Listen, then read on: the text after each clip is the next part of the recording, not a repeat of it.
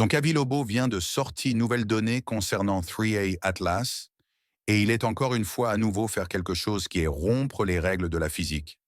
3A Atlas est en train de couleur bleue et n'est pas juste un peu bleu plus bleu que le Soleil lui-même. Nous déjà avions environ 8 autres complètement bizarres anomalies concernant 3 atlas qui n'a pas sans sens.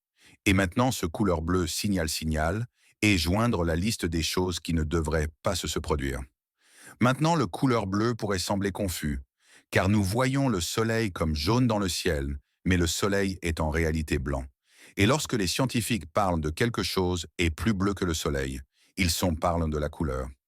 La lumière bleue est plus énergique que la jaune ou rouge. Ainsi, lorsque quelque chose est plus bleu, cela signifie il est désactivé, plus de énergique lumière, plus chaude lumière. Pour quelque chose à être plus bleu signifie qu'il est soit plus chaud ou quelque chose d'étrange est en train de sur avec la physique. Alors, vous avez un objet dans espace et lumière du soleil, N. La lumière rebondit sur et revient en arrière vers nous. Maintenant, la surface de 3 œils devrait être plus froid que le soleil. Le Soleil est brûlant à environ 5800 degrés Celsius à sa surface. Cet objet provenant de l'espace interstellaire devrait être un ordre de magnitude plus froid que cela. De loin, beaucoup plus froid. Et ici est le problème à propos des objets dans l'espace. Lorsque lumière rebondit sur eux, en particulier s'il y a de la poussière autour, qui lumière devrait sembler plus rouge que la lumière du Soleil. Lumière du soleil. Cela est de juste comment fonctionne la physique fonctionne. Les choses avec de la poussière autour d'elles rendent la lumière plus rouge, pas plus bleue. Mais 3 atlas est fait exactement opposé qu'il est de plus en plus bleu que le soleil lui-même, qui rend absolument aucun sens si cela est juste un morceau de glace et roche reflétant lumière du soleil. Ainsi, ce qui pourrait pouvoir expliquer cela, le meilleure théorie dont disposent les scientifiques ont actuellement est que ceci n'est pas seulement lumière. Quelque chose se passe là où l'objet est émettant activement lumière sur lui-même propre. Il y a tir de gaz tirant qui s'échappe et qui gaz est brillant assez et chaud suffisamment pour faire le tout l'ensemble d'un bleu. Mais cela soulève une encore question. Qu'est-ce qui est ce qui le gaz brillé qui chaud?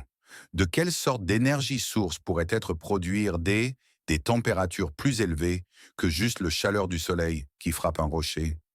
Habib et demande s'il pourrait une sorte de source d'énergie sur ou à l'intérieur ce objet qui est plus que la surface du soleil. Et avant que vous pensiez que cela semble fou, rappelez-vous que nous sommes déjà à 9 anomalies ici. Cette chose a été bizarre depuis jours. Le éclaircissement est juste aussi étrange. Les scientifiques mesurent en train de mesurer à quel point rapidement 3 atlas est de plus en plus lumineux à mesure qu'il approche le Soleil. Et découvrent que la luminosité est proportionnelle avec la distance à une puissance de 7,5. Qu'est-ce que fait cela signifie-t-il dans langage normal? Cela signifie l'éclaircissement est fou. Ils avaient l'air les autres comètes de lueur nuages à des distances similaires et ces comètes sont de plus en plus brillantes, beaucoup plus lentement. Les scientifiques rédigeant à ce sujet et se sont catégoriques affirment dire qu'ils ne pas savent pourquoi 3A Atlas est éclairci si rapidement. La raison n'est inconnue. C'est l'expression qu'ils utilisent. Lorsque les scientifiques disent que la raison n'est pas claire, cela signifie qu'il se passe quelque chose de vraiment étrange et que le timing de tout cela est presque trop parfait. À l'heure actuelle, depuis la Terre, nous ne pouvons pas voir du tout les 3 atlas, car ils sont cachés directement derrière le Soleil. La conjonction solaire s'est produite le 21 octobre, 8 jours seulement avant qu'ils n'atteignent leur point le plus proche. Les télescopes terrestres sont donc complètement bloqués, mais nous disposons de plusieurs télescopes spatiaux positionnés à différents endroits du système solaire qui offrent une vue parfaite sur tout ce spectacle. Stereo A l'observe. Il s'agit d'un satellite que nous avons lancé en 2006. SOHO l'observe également, et cet engin est en orbite depuis 1995. Geo-19, qui est en fait un satellite météorologique que nous avons mis en orbite l'année dernière, l'observe également.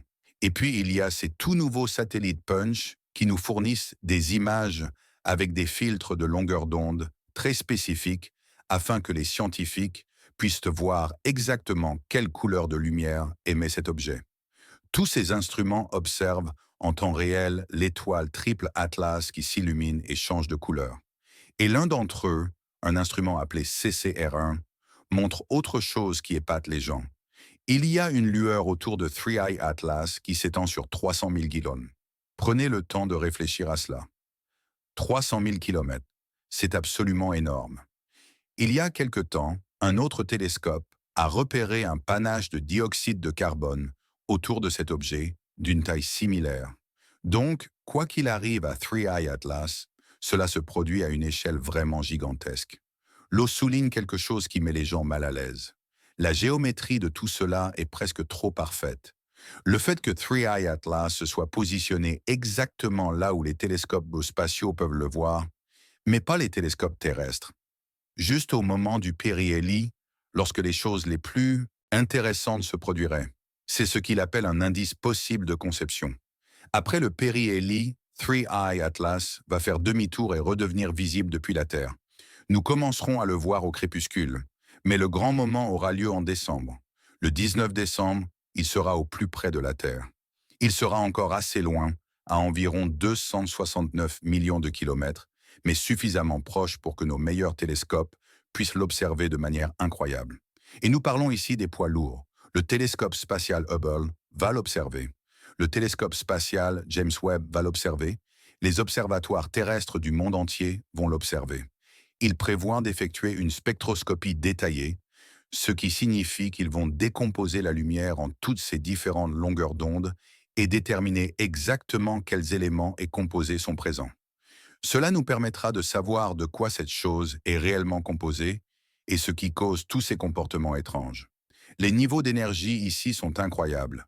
Au périhélie, Atlas est frappé par au moins 770 watts d'énergie solaire pour chaque mètre carré de sa surface. La puissance solaire totale qui frappe cet objet est d'au moins 33 gigawatts. Pour mettre cela en perspective, cela représente au moins un tiers de toute l'énergie produite par les 94 réacteurs nucléaires commerciaux actuellement en service aux États-Unis. Et toute cette énergie frappe un objet qui tourne une fois toutes les 16 heures. Une telle quantité d'énergie a forcément un effet. Entre juillet et octobre, les scientifiques estiment qu'il a perdu environ 2 millions de tonnes de matière. 2 millions de tonnes, cela semble énorme, n'est-ce pas? Mais comparé à sa masse totale, estimée à au moins 33 milliards de tonnes, il perd en réalité moins de 0,005% de sa masse. Il ne se désagrège donc pas et ne s'effrite pas, du moins pas encore. La grande question est la suivante. Quel est l'effet de toute cette chaleur et de toute cette énergie sur l'objet? S'il s'agit d'une comète naturelle, on pourrait s'attendre à ce que tout ce chauffage solaire la désagrège et crée un énorme nuage lumineux de gaz et de poussière. Ce serait normal. Cela expliquerait l'éclaircissement. Mais cela expliquerait-il la couleur bleue? Cela expliquerait-il le positionnement parfait? Cela expliquerait-il la 9e anomalie? Si c'était autre chose, quelque chose de technologique, alors le périhélie serait le moment idéal pour faire des choses intéressantes. Réfléchissez-y.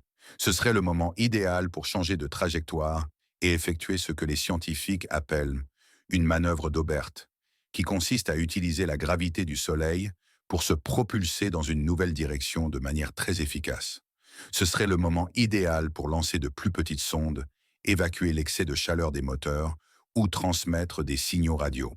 Si vous conceviez une mission et que vous vouliez utiliser le Soleil pour l'énergie ou la navigation, c'est exactement le moment où vous le feriez.